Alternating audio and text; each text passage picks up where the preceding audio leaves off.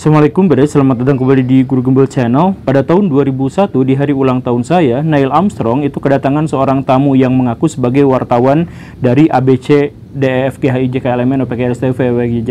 Orang yang dimaksud itu minta kepada Armstrong untuk meletakkan tangannya di atas Alkitab sambil bersumpah bahwa Armstrong pernah melakukan pendaratan ke bulan. Armstrong pada waktu itu merasa keberatan, dan setelah ditekan begini dan begitu, Armstrong tetap tidak mau meletakkan tangannya di atas Alkitab. Ini dijadikan sebagai salah satu argumentasi atau dasar bahwa ternyata pendaratan ke bulan itu adalah hoax. Armstrong sebagai orang yang dikira telah melakukannya ternyata tidak mau bersumpah. Kejadian yang bahkan lebih tragis dan dramatis terjadi setahun kemudian, tahun 2002. Buzz Aldrin, kawan dari Armstrong, juga mendapati orang yang sama datang untuk mewawancaranya. Kemudian dia meminta Aldrin untuk meletakkan tangannya di atas Alkitab, kemudian meminta, apakah Anda pernah melakukan pendaratan ke bulan? Aldrin tidak mau melakukan itu, bahkan memukulnya tepat di rahang. Kejadian ini lagi-lagi menjadi sebuah argumentasi bahwa ternyata pendaratan ke bulan itu tidak pernah benar-benar terjadi. Tapi apa yang sesungguhnya terjadi? Kalau misalkan Baraya menelaah video itu dari latarnya, ceritanya, dan sebagainya, maka kejadian yang sesungguhnya adalah seperti ini. Ada seorang yang namanya adalah Bart Sibbal, seorang yang benar-benar kecanduan berat sama teori konspirasi, yang percaya bahwa pendaratan ke bulan itu tidak pernah terjadi. Dia menyamar sebagai wartawan, kemudian menguntit, mewawancara, mengintip, dan hal-hal yang semacam itu, termasuk juga melakukan kegiatan-kegiatan spionase terhadap semua astronot-astronot yang diklaim pernah melakukan perjalanan ke bulan. Udah dikuntit, terus ditelepon, Pak, apakah Anda benar-benar pernah melakukan perjalanan ke bulan? Saya dari korespondensi ABCDE VGHI JKLMN.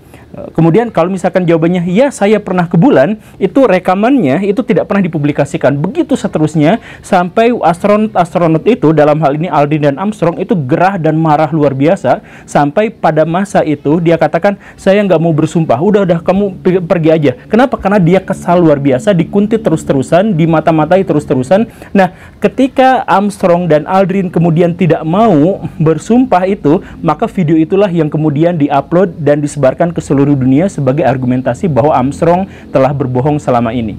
Begitu. Jadi ini adalah sebuah niatan yang jahat, dan orang-orang konspirator itu benar-benar memiliki keinginan yang sangat kuat untuk menegaskan bahwa Armstrong itu berbohong gitu. Kan banyak astronot-astronot lain, bukan hanya dua orang itu, banyak astronot-astronot yang juga diwawancara dengan cara yang sama. Tapi lagi-lagi ceritanya sama. Ketika mereka mengatakan ya kami ke bulan, itu tidak pernah dipublikasikan videonya, tetapi ketika mereka menolak untuk melakukan itu langsung dipublikasikan. Jadi kalau radikalisme agama, saya pikir itu agak masuk akal gitu. Ada penjelasannya. Tetapi kalau misalkan orang-orang konspirator memaksakan kebohongan publik dilakukan oleh mereka sendiri dan mereka tahu caranya, tetapi mereka memaksakan, saya nggak tahu kenapa mereka bisa melakukan hal yang seperti itu. Tapi lagi-lagi inilah yang menjadi salah satu argumentasi bahwa manusia tidak pernah ke bulan. Sekarang kita bertanya, kenapa orang-orang konspirator itu bisa seradikal itu? Ternyata gara-gara sebuah buku yang ditulis juga oleh seorang konspirator. Simak videonya sampai tuntas, kita akan telaah kasus ini. Yuk kita mulai.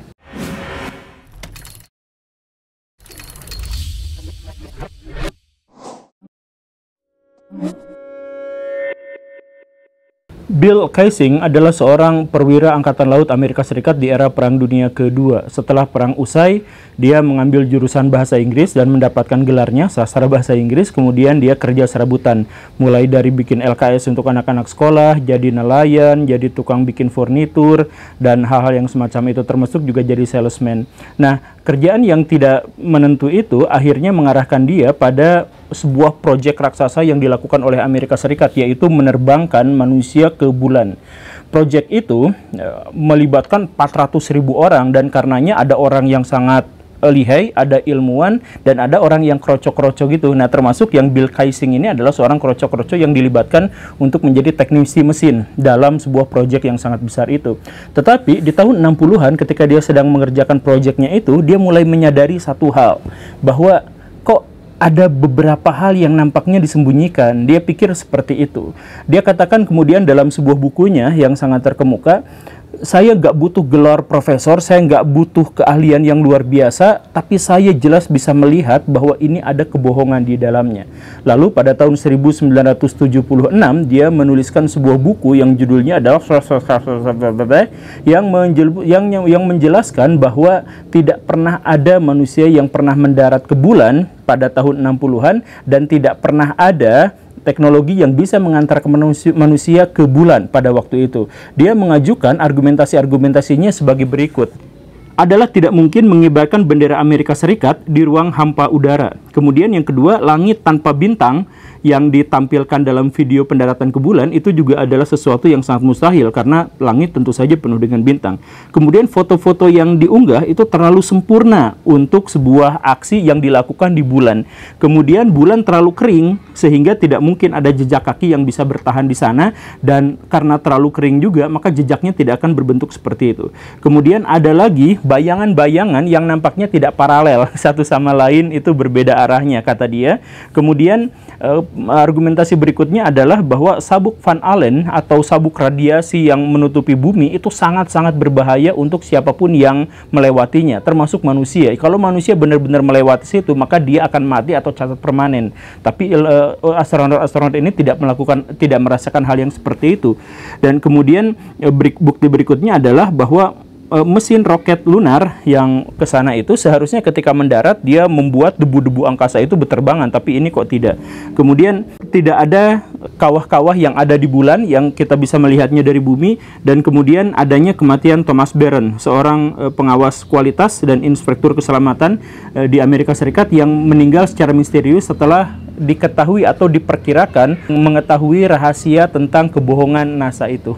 Nah, itu adalah rentetan dari argumentasi-argumentasi yang dikemukakan oleh Kaysing yang sampai sekarang masih digunakan oleh orang-orang yang menganut teori konspirasi bahwa pendaratan ke bulan itu adalah hoax. Tapi mari kita telaah argumentasinya. Di awal dia katakan bahwa dia tidak butuh gelar ilmuwan untuk menyadari kepalsuan itu. Ini kesalahan paling dasarnya itu adalah seperti itu.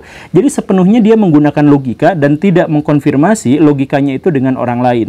Jadi kalau misalkan kita melihat ya, kita misalkan melihat argumentasi yang pertama ya, bahwa mengibarkan bendera merah Amerika Serikat di ruang hampa udara itu adalah sesuatu yang mustahil. Ini fotonya bendera Amerika Serikat berkibar. Dia kurang jeli bahaya.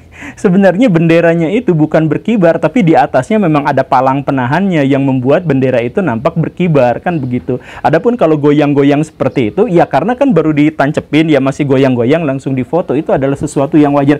Tapi kenapa Kaysing tidak menyadari hal sangat sepele seperti itu? Masalah utamanya adalah sama seperti yang dimiliki oleh para konspirator. Mereka tidak pernah mengkonfrontir apa yang mereka sadari, apa yang mereka ketahui dengan pihak lain, sehingga celah-celah yang sangat kecil, yang sangat detail pun sering mereka lewatkan begitu. Atau misalkan pernyataan berikutnya, langit tanpa bintang. Kan harusnya di bulan itu banyak di langit itu banyak bintang-bintang bertebaran.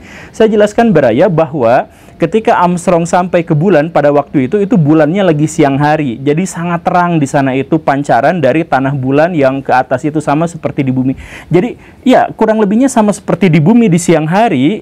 Itu kan bintang-bintang tidak akan terlihat sama seperti ya ini. Nah, kalaupun di sana terlihat langitnya gelap dan sebagainya, ya itu karena tidak ada atmosfer. Tidak ada atmosfer, tetapi siang hari yang menyebabkan bintang-bintang tidak terlihat. Kalau misalkan Baraya masih agak bingung dengan hal yang seperti ini, Baraya datang ke hutan belantara yang jauh dari perkotaan.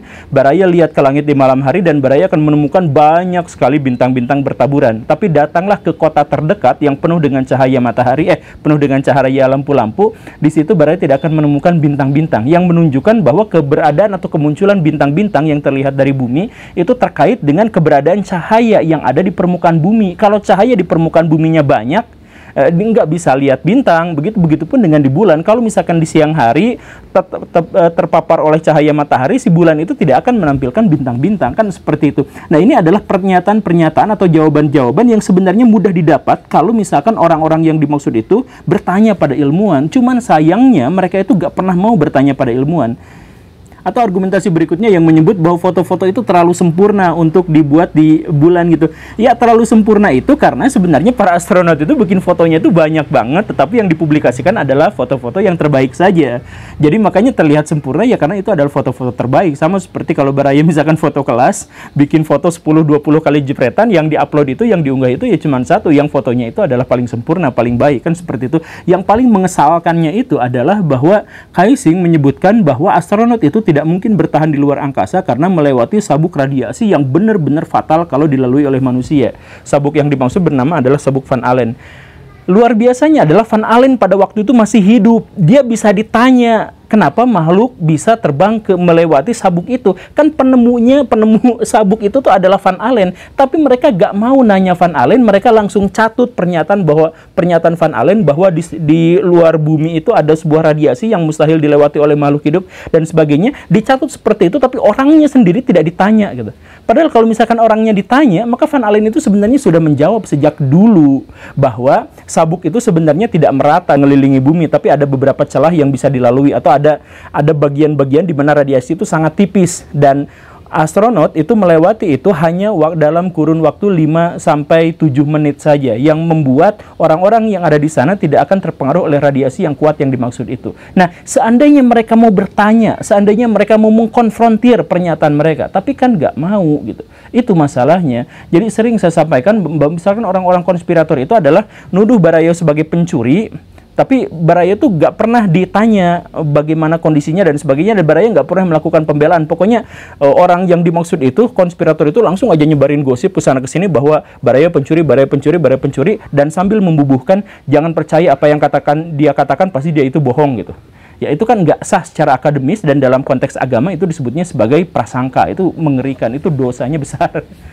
Dan yang lebih anehnya lagi adalah bahwa sebenarnya kan Kaixing itu hanya satu di antara 400.000 pegawai. Dan Kaixing bukan ilmuwan, tetapi rekanan dari rekanan yang kerjanya itu yang kulinya itu gitu. Bukan ilmuannya, bukan ahlinya, bukan siapa-siapanya gitu. Nah, dari 400.000 orang itu, kenapa cuma Kaixing yang menyadari bahwa pendaratan ke bulan itu hoax? Kan nggak mungkin juga. Dan itu disaksikan oleh 500 juta manusia sebagai tayangan yang paling meledak pada saat itu. Tetapi 500 juta manusia pada waktu itu juga tidak ada yang sadar bahwa itu adalah sebuah kepalsuan gitu. Jadi, dan ini sudah menjadi konsensus para ilmuwan, dan ini diakui juga oleh Soviet, diakui Jepang, diakui Cina, dan negara-negara yang paling mungkin atau paling memiliki alasan untuk menolak pendaratan Amerika Serikat ke bulan itu kan seharusnya adalah Soviet dan teman-temannya. Tetapi bahkan Soviet pada waktu itu langsung mengakui bahwa Amerika Serikat telah berhasil datang ke sana gitu. Nah, jadi ini menunjukkan sebenarnya bahwa teori konspirasi itu lemah, tapi karena teori konspirasi itu pada umumnya disebarkan oleh orang-orang yang memang memiliki masalah, maka itu akan selalu ada, karena orang-orang yang punya masalah itu memang banyak gitu. Ya, saya tidak katakan bahwa semua teori konspirasi itu hoax. Saya tidak mengatakan seperti itu. Saya katakan bahwa metodologi dalam mengambil kesimpulan dari orang-orang konspirator itu sepenuhnya salah. Begitu. Dan kalau misalkan Baraya mau mengambil kesimpulan, saya jelaskan seperti ini. Ini juga sekedar sebagai sebuah tantangan. Semua tokoh-tokoh yang mencetuskan teori konspirasi, semua ya saya katakan, itu memiliki riwayat kejiwaan akut. Pasti seperti itu. Jadi sekali lagi ya, saya tidak katakan bahwa pendaratan ke bulan itu berhasil atau tidak dan sebagainya. Saya juga tidak mengatakan bahwa seluruh teori konspirasi itu hoax, karena tentu saja ada yang benar di antara mereka. Bahkan dunia ini memang digerakkan oleh konspirasi-konspirasi, tapi tidak dengan cara yang seperti itu. Nah, tapi saya tantang kepada Baraya, cari semua biografi orang-orang, yang menjadi pencetus teori konspirasi, dan Baraya akan menemukan bahwa orang-orang yang dimaksud itu punya masalah kejiwaan atau punya riwayat kejiwaan. Begitu, punya riwayat masalah kejiwaan. Kaixing sendiri itu sebenarnya juga punya masalah riwayat kejiwaan. Dia itu punya rasa takut yang berlebihan, punya rasa cemas yang berlebihan, sehingga membuat dia itu depresi. Jadi tahun 70-an, tahun 80-an, dia akhirnya menceraikan istrinya dan meninggalkan 2 orang putrinya. Kemudian dia jual rumahnya, dia beli sebuah mobil rumah fan rumah gitu, yang di Amerika Serikat memang populer sampai sekarang, dan dia tidak memiliki alamat. Dia pergi jalan-jalan kemana-mana dan kerjanya serabutan untuk apa? Untuk healing, karena dia mengalami kecemasan yang sangat luar biasa. Dia tidak mau nonton TV, dia tidak mau dengar radio, karena itu membuat dianya merasa sangat cemas. Begitu. Nah, orang yang seperti itu, yang memiliki riwayat kejiwaan seperti itulah yang pada akhirnya membuat konspirasi bahwa manusia tidak pernah datang ke bulan. Dan luar biasanya, itu tetap dipertahankan sampai sekarang dengan tambahan beberapa bukti ya, dan argumentasi yang ya sebenarnya, saya katakan ya sekali lagi, bukti dan argumentasi yang mereka ajukan itu pasti akan patah kalau seandainya mereka mau bertanya pada ilmuwan. Tapi mereka tidak pernah mau melakukannya. Jadi, kecacatan dalam mengolah sebuah informasi itu benar-benar fatal, apalagi bisa saja menentukan kehidupan kita. Semoga dipahami. Terima kasih karena sudah menyimak. Saya Guru Gembul. Assalamualaikum warahmatullahi wabarakatuh.